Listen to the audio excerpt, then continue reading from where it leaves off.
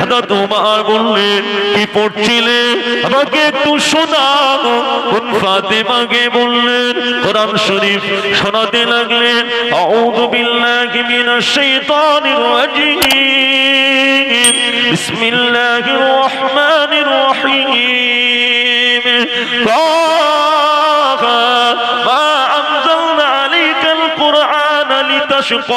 কোরআন শরীফের সূরা তাহা শোনাতে লাগলে আর কোরআন শরীফের সূরা তাহা শুনে ওমরের জাহানটা যেন ঠান্ডা হয়ে গেল। ওমর বললেন আর দেরি নয়, আল্লাহ রাসূলের কাছে ছুটে ছুটে আসছে। এখানে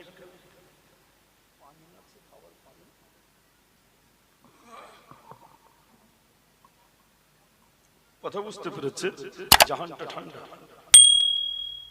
হযরত ওমরের জাহানটা ঠান্ডা হয়ে গেল। হযরত ওমর ছুটে ছুটে আল্লাহর নবীর কাছে আসলেন। ও জানেরা, আল্লাহ হাবিবের কাছে চলে আসলেন। আমার লম্বা তরবার নিয়ে আমার নবী পাকের কদমের সামনে লুটিয়ে দিলেন আর বলতে লাগলেন আর দেরি নয় হুজুর, আমি আপনার হাতে হাত দিয়ে ঈমানের কালেমা পড়ে মুসলমান হয়ে যেতে চাই। আমার ঈমানের কালেমা পড়ে নিলেন। আল্লাহর নবীর হাতে হাত দিয়ে ঈমানের কালেমা পড়ে নিয়ে ওমর ইসলাম জানের দ্বিতীয় খলিফা হয়ে গেল।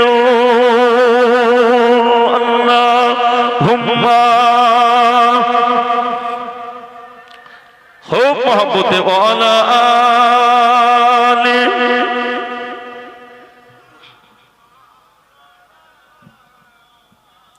এতগুলো মানুষ ভক্তি করে পড়েন আল্লাহুম্মা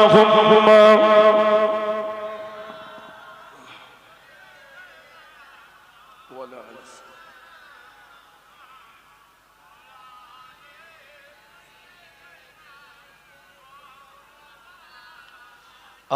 আখিরে রাসূল তুমি নবী আকরাম, তোমার কদমে হাজার সালাম নবী, তোমার কদমে হাজার সালাম।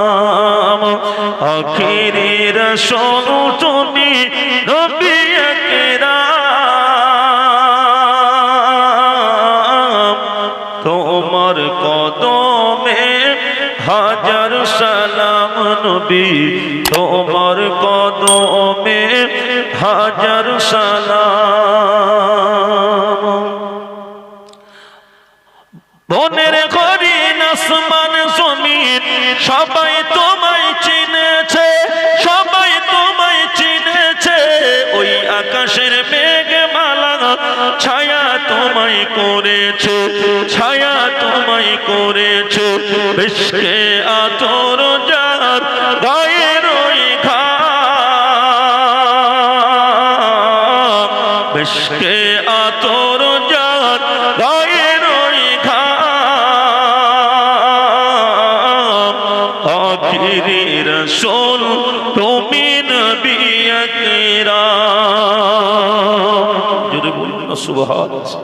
আখিরি রাসূল তুমি নবী আকরাম, তোমার কদমে হাজারো সালাম। বনের হরিণ আসমান জমিন সবাই তোমায় চিনেছে, ওই আকাশের মেঘমালা ছায়া তোমায় করেছে। বেশকে আতর যার গায়ের ওই ঘাম। আখিরি রাসূল তুমি নবী আকরাম। জোরে বলুন। আবু বকর উসমান আলী সবাই তোমায় দেওয়ানা, সবাই তোমায় দেওয়ানা। বুকে গরম পাথর বিলাল নবীজিকে ভোলে না, নবীজিকে ভোলে না। অন্তরে গেঁথেছিল নূরে নবীর নাম, অন্তরে গেঁথেছিল নূরে নবীর নাম। আখিরি রাসূল তুমি নবী আকরাম, একটু জোরে বলুন সুবহানাল্লাহ। আখিরি রাসূল তুমি নবী আকরাম, তোমার কদমে হাজার সালাম নবী, তোমার কদমে হাজার সালাম। আল্লাহুম্মা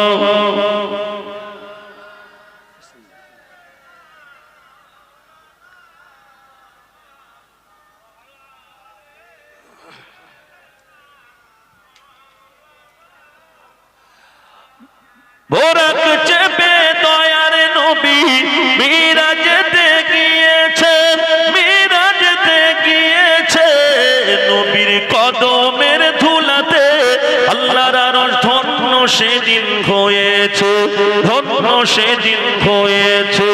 জান্নাতের রুমে রুমে লেখা নবীর নাম, জান্নাতের রুমে রুমে লেখা নবীর নাম। আখিরি রাসূল তুমি নবী আকরাম,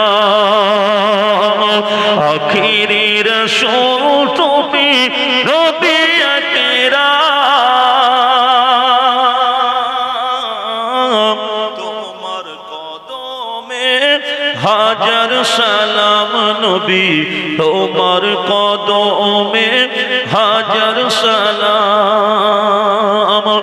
বোরাক চেপে দয়ার নবী মিরাজেতে গিয়েছে, মিরাজেতে গিয়েছে, নবীর কদমের ধুলাতে আল্লাহর আরশ ধন্য সেদিন হয়েছে, ধন্য সেদিন হয়েছে। জান্নাতের রুমে রুমে লেখা নবীর নাম, জান্নাতের রুমে রুমে লেখা নবীর নাম। আখিরি রাসূল তুমি নবী আকরাম। নারে তাকবীর।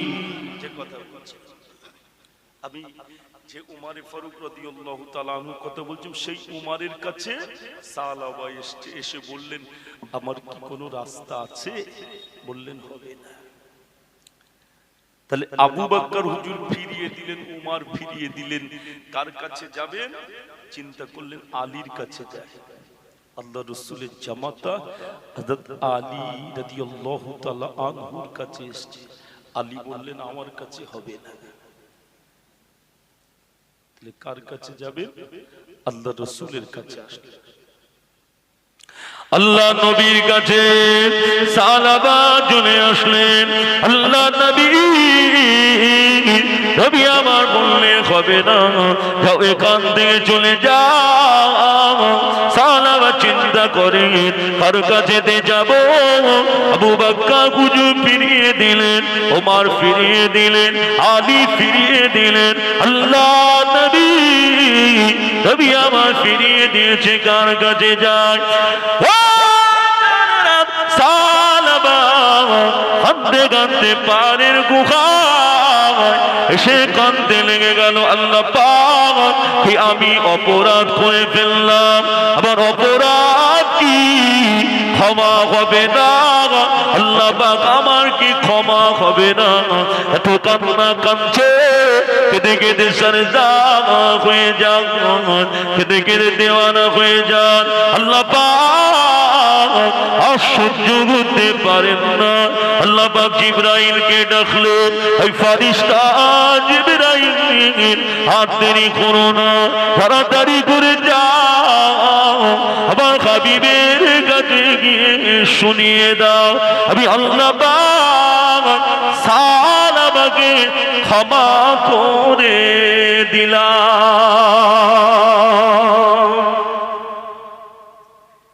যাও আমার হাবিবের কাছে গিয়ে বলে দাও। সালাবাতুল আনসারী পাহাড়ে গুহায় কাঁদছে। জিবরাইল আমিন আলাইহিস সালাম আবার নবী পাকের কাছে আসলেন।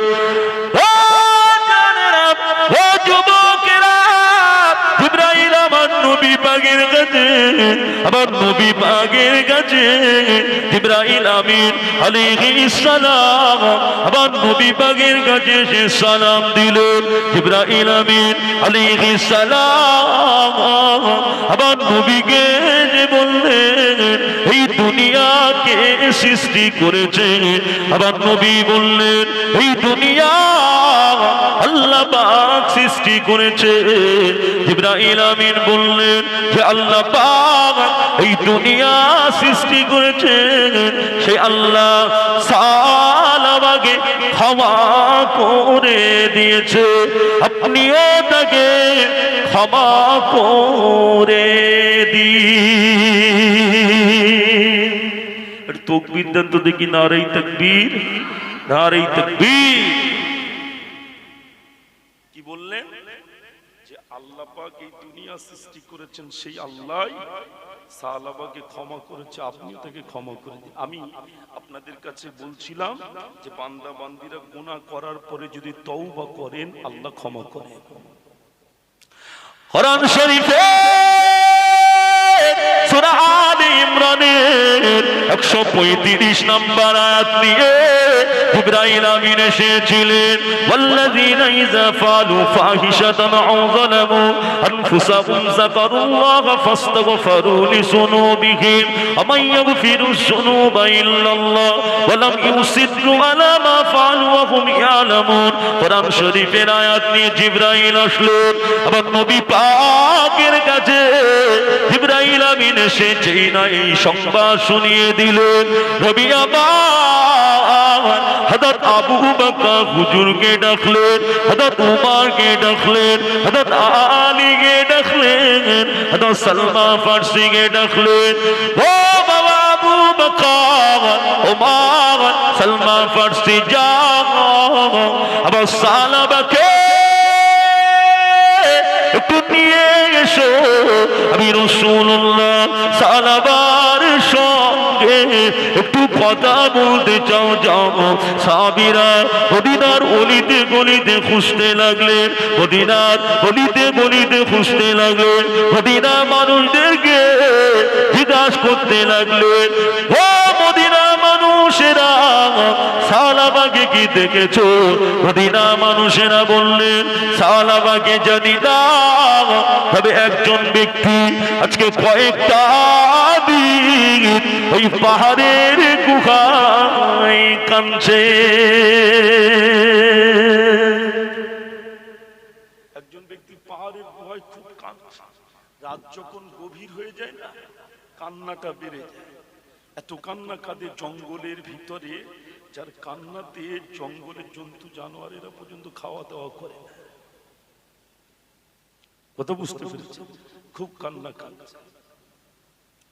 সোনা মানিকেরা, আল্লাহ নবীর সাহাবীরা মদিনার গলিতে গলিতে খুঁজতে খুঁজতে ওই পাহাড়ের গুহায় চলে গেল। ও জানেরা, ও যুবকেরা, পাহাড়ের গুহাতে এসে দেখতে পায় সালাবা পড়ে রয়েছে, এত কান্না কাঁদছে, সিজদায় পড়ে এত কান্না কাঁদে। আল্লাহ পাক আপনি আমাকে ক্ষমা করেন, আপনি আমাকে মাফ করে দেন। আল্লাহ পাক আপনি যদি আমাকে না ক্ষমা করেন, ওই মুখটাকে আমি আল্লাহ হাবিবের সামনে কোনো দিনও দেখাবো না। এত কান্না কাঁদছে, দেখতে পাওয়া গেল সাহাবীরা গিয়ে সালামাকে বললেন, সালামা কেঁদো না, আল্লাহর হাবিবের কাছে চলেন। সালামা বলেছিলেন, এই নবী পাকে সাহাবীরা আমি আমার এই মুখটাকে আল্লাহর হাবিবের সামনে আর দেখাবো না। আল্লাহ হাবিবের সামনে ওই মুখটাকে আর কোনোদিনও দেখাবো না। আল্লাহ পাক যদি আমাকে না ক্ষমা করেন, আল্লাহ পাক যদি আমাকে না মাফ করেন, ও জানেরা সাহাবীরা বললেন আল্লাহ পাক আপনাকে ক্ষমা করে দিয়েছে, আল্লাহ পাক আপনাকে মাফ করে দিয়েছে। আপনি চলেন না, ওই সময়তে আবার নবী পাকের সাহাবীদের সঙ্গে সাহাবা আসছে আর মদিনা